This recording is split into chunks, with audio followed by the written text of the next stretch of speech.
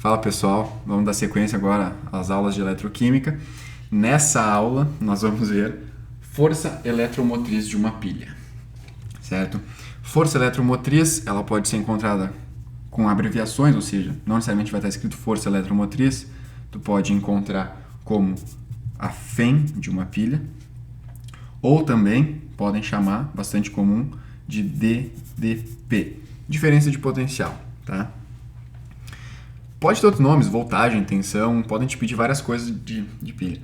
Importante saber que DDP, FEM, é tudo a mesma coisa e tudo é medido em volts, certo? Então a nossa unidade aqui são volts. Vamos entender um pouco primeiro o que é isso aqui. O que varia essa DDP? Vamos imaginar assim, a gente tem um plano, certo? Paralelo ao chão, ou seja, não tem diferença de altura, a gente tem um ponto A, um ponto B. A altura do ponto A e a altura do ponto B são a mesma, ou seja, está reto isso aqui. O bloco aqui que está aqui em cima não vai ter tendência de movimento, ele vai ficar parado. Aqui, nesse outro caso, o ponto A aqui e o ponto B, vocês podem notar, né, que tem uma diferença de altura entre o ponto A e o ponto B. O que nos interessa é o seguinte, o bloco vai ter uma tendência de se movimentar.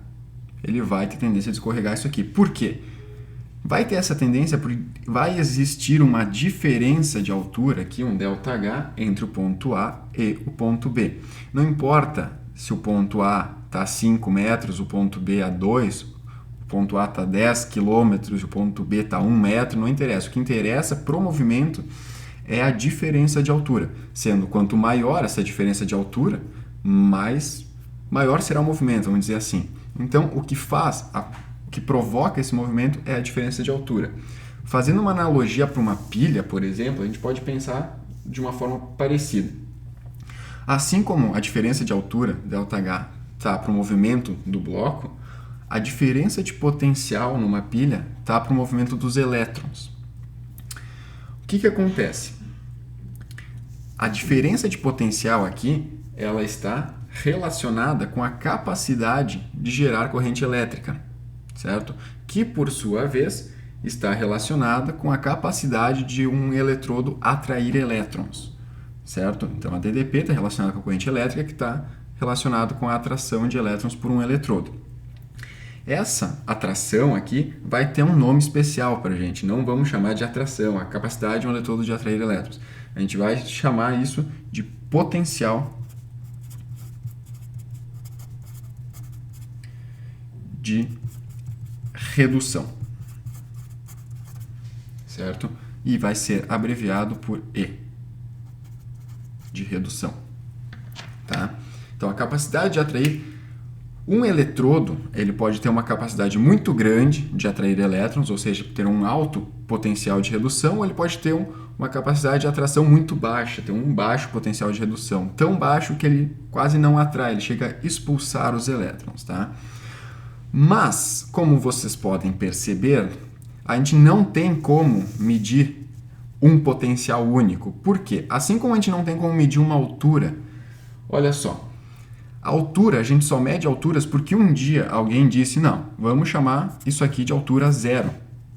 Ou seja, eles definiram um ponto de partida para tu medir alturas. Então, o que é altura?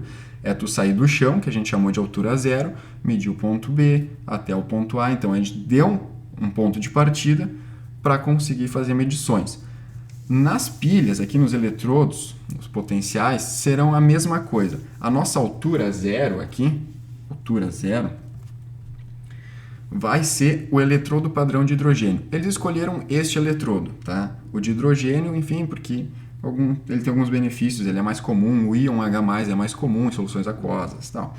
E como eles escolheram este como o padrão a ser medido, eles disseram que esse potencial é zero, ou seja, ele tem 0 volts, o potencial dele, tá? Ele não tem nem tendência a atrair, nem repelir esses elétrons, o potencial é zero. A palavra padrão aqui está relacionada com esta bolinha, tá? Que isso só quer dizer que as medições desses potenciais aqui foram feitas a 25 graus Celsius, 1 atm, e a concentração daquelas soluções que tinham no eletrodo é igual a 1 mol por litro. Essa é a ideia de padrão.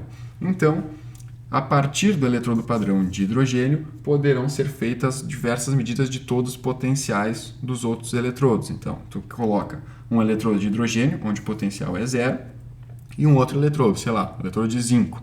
Daí, o potencial lá, a voltagem que tu medir, vai ser o potencial do zinco, e assim para outros elementos, cobre, prata e qualquer outro que possa ser medido, ok? Por hoje era isso, muito obrigado pela atenção e até a próxima.